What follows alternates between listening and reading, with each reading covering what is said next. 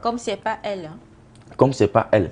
Mais il faut que les téléspectateurs aussi le savent que en tant que femme, tu as ta pleine responsabilité, n'est-ce pas, à imposer. Oui. Voilà, de façon humble, Oui. de façon sage, pour que ton homme, n'est-ce pas, ne puisse pas rentrer. Parce que de toutes les façons, si ton homme rentre là-dedans, ce n'est pas que vous êtes en concubinage ou bien en copinage, non. Vous êtes ensemble.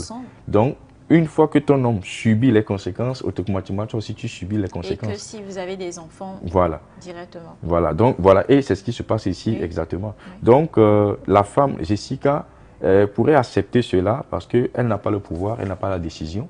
Voilà, tu peux toutefois, comme tu es chez le bartender, tu n'as pas le pouvoir, c'est pas toi qui décide. Tu peux proposer, mais c'est l'autre qui décide. Voilà, donc c'est pour cela, bon, elle peut dire, bon, ok, il n'y a pas de problème. Il n'y a pas de problème. Bon, deuxième chose, parce que déjà dans l'histoire, vous avez dit que quand ils ont décidé entre-temps de sortir dans la secte, ils ont constaté, n'est-ce pas, une baisse sur le plan économique. Oui. Voilà. Et l'instabilité qui, maintenant que les charges aussi sont tellement lourdes, augmentées, n'est-ce pas, plus qu'avant.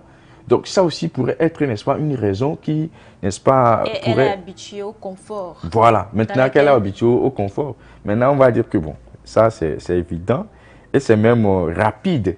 Si on te dit que, ok, avant tu étais comme ça, maintenant c'est la situation, il y a eu, comment on dit, déstabilisation, c'est évident que la femme puisse, ce n'est pas bon, hein, mais c'est direct, de façon scientifique, que la femme puisse accepter cela. Que son mari, ok, il n'y a pas de problème, il faut aller, n'est-ce pas, sacrifier ces gens-là, etc. Maintenant, autre chose pour terminer, c'est sur le plan spirituel. Oui. Voilà, elle peut aussi accepter qu'on puisse sacrifier les femmes ou bien les filles là. Bon, peut-être que comme son mari est sous l'emprise, c'est ça que j'avais dit premièrement, son mari pourrait aussi, comment on dit, avoir la même mise spirituelle sur la femme. Et là aussi, voilà, là aussi, la femme n'a pas, des fois la femme va dire des choses, et aussi à cause de la peur, parce que déjà elle sait que son mari est dans la secte, est dans une secte. Les comportements du mari, n'est-ce pas, ont changé, et ses manières de faire, n'est-ce pas, c'est différent maintenant, et la femme serait maintenant dans cet état de peur, ça c'est normal. Oui. Si vous-même vous êtes là-bas, vous serez dans cet état de peur, à moins que vous êtes tout sauf une femme. Vous êtes tout sauf un homme. Voilà, un être humain. Donc la femme, je suis sûr que Jessica, dans cette situation, serait dans un état de, bon, disons, sur le qui-vive quoi, serait dans un état, dans une situation de peur. Et donc cette peur aussi pourrait faire que, bon, elle va se laisser faire. Oui. Bon, il n'y a pas de problème. Si tu veux mon mari, il n'y a pas de problème. Mais je me demande, est-ce que, franchement, au fait fond d'elle, est-ce qu'elle a accepté? Est-ce qu'elle a accepté? C'est ça aussi le problème. Oui. Voilà, au fait fond d'elle, au peigne fin d'elle, est-ce qu'elle a accepté? Est-ce que ça vient d'elle?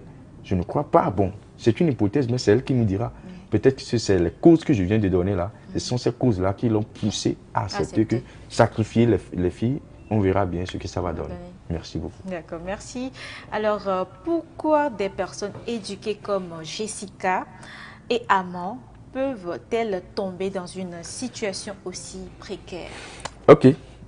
Je suis sûr que les téléspectateurs nous écoutent et nous suivent. Oui. Pourquoi des personnes éduquées, des intellectuels, n'est-ce pas, peuvent se laisser rapidement influencer par ce genre de choses. Oui.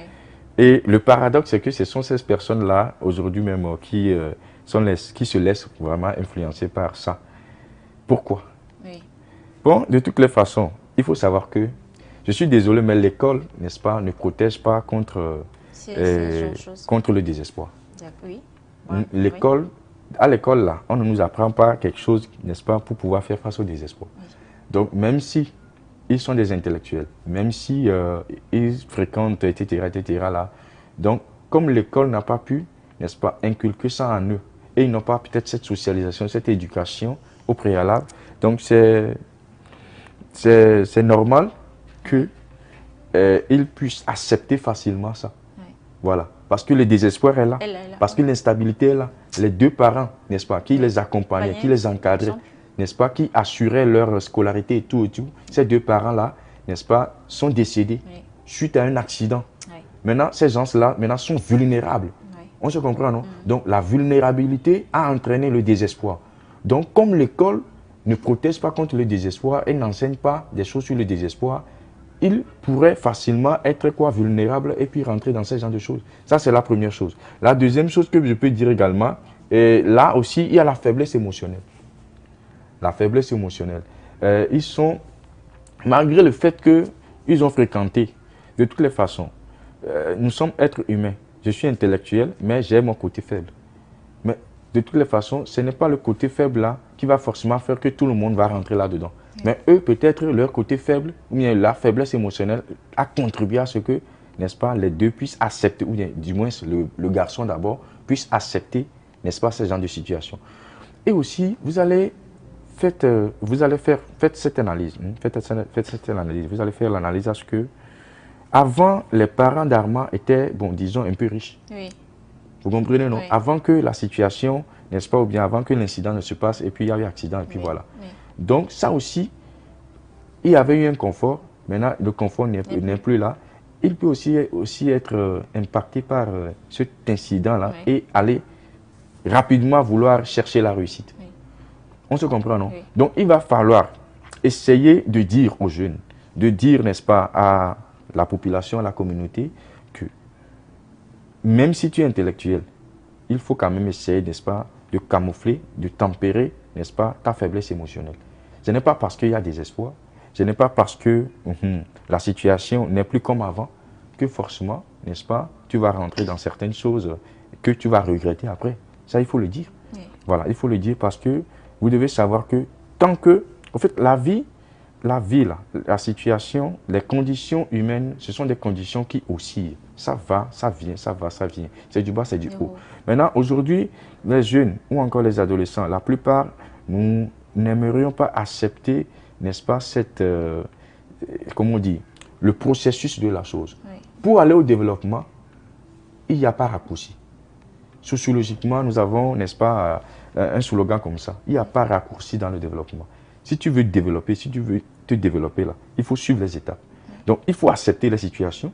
Il faut savoir que avant d'avoir une certaine gloire dans cette vie, tu vas quand même souffrir. Oui. Mais aujourd'hui, on ne veut pas souffrir. Donc, c'est ça qui a entraîné, c'est ça qui a fait que malgré le fait qu'ils sont des intellectuels, bon, ils cherchent rapidement la réussite. Aujourd'hui, il y a des intellectuels, il y a des étudiants, etc., qui sont là, on leur propose des choses et puis ils les acceptent. Ce n'est pas à cause de leur intelligence ou bien de leur intellectualité, de leur état d'intellect qui va dire que non, non, non, non, non. Mais ça devient un problème quoi? Un problème d'ordre économique, un problème d'ordre de réussite rapide, d'argent facile. Et donc là, c'est l'émotion qui compte et la personne doit se connaître. Voilà. Est-ce que si mes parents, si, n'est-ce pas, mon père, si moi-même, ou bien quelqu'un me voit dans cette chose-là, est-ce que la personne sera fière de moi? La tradition, il ne faut pas la bannir. Je viens d'où? Dans ma famille, est-ce qu'il y a ça? Est-ce qu'il y a ça? Ma conviction me permet de faire ça? C'est normalement les questions que ces gens-là, bien, comment on dit, Armand devrait se poser avant. Est-ce que son père était sectaire? Oui. Voilà, si ton père n'était pas, voilà, réfléchir sur ça avant d'aller rentrer là-dedans. Si ton père n'était pas sectaire, comment ton père a pu faire pour réussir sa vie jusqu'à ce que ton père t'a assuré, mais a assuré tout ce qui concerne, n'est-ce pas, tes besoins, jusqu'à ce que tu en aies là-bas. Et ton père, suite à son accident, toi, tu vas vouloir passer par un créneau rapidement. C'est ce qui tue aujourd'hui les jeunes. On veut passer par des créneaux de raccourcis. C'est pas bon. Oui. Merci beaucoup. D'accord, merci.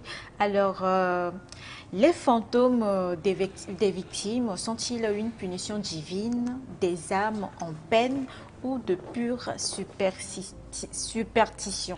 Voilà, de pure superstition, je dirais, dans ce cas, je dirais non.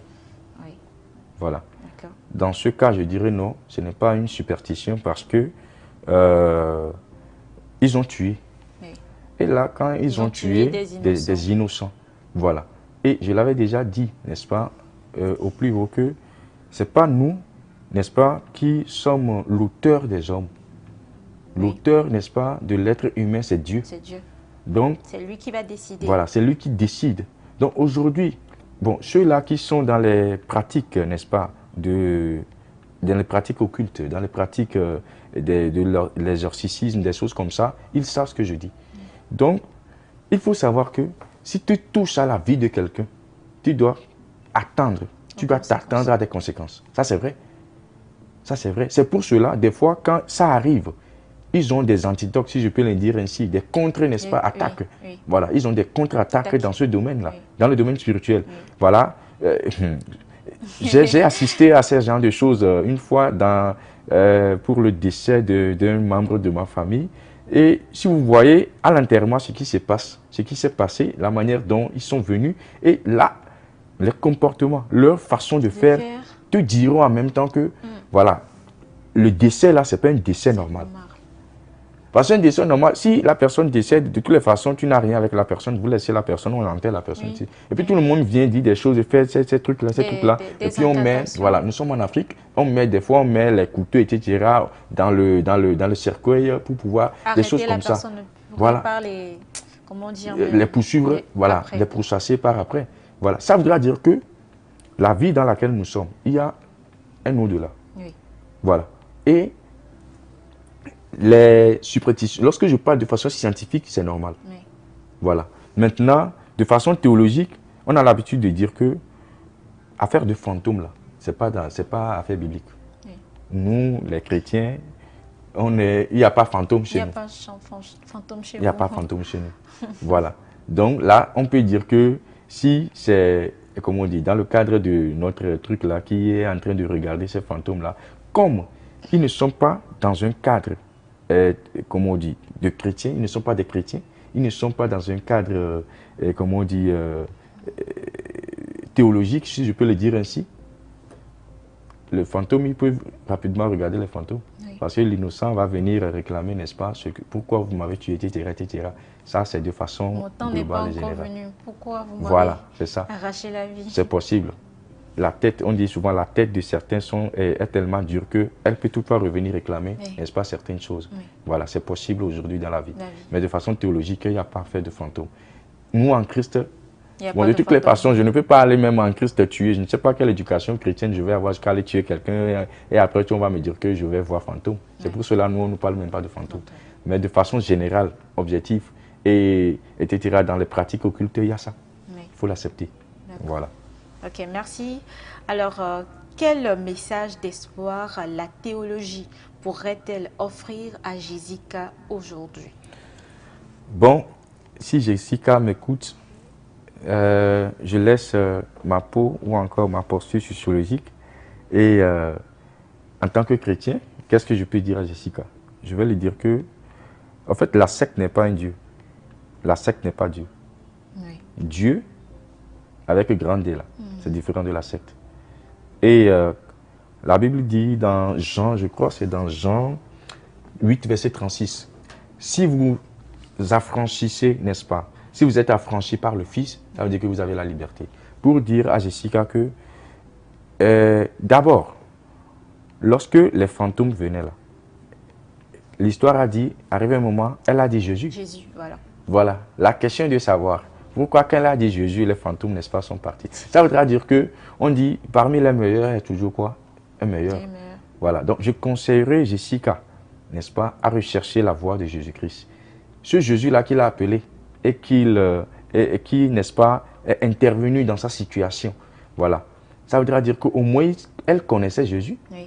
Donc, je lui dirais, en tant que, n'est-ce pas, frère ou bien, etc., en Christ, oui. De rechercher la voie ancienne de Jésus. Voilà. Et elle sera affranchie, n'est-ce pas, par Jésus. C'est très important de rechercher la voie de Jésus. Parce que dans 1 Jean 1, verset 9, la Bible dit, si, n'est-ce pas, vous confessez vos péchés, il est fidèle et juste, n'est-ce pas, pour vous pardonner. Ça veut dire que si on accepte que Jessica connaissait la voie et à cause des situations de la vie, maintenant accepte de rentrer dans la secte, Jésus a toujours son bras ouvert, n'est-ce pas, de pouvoir, n'est-ce pas, l'accepter.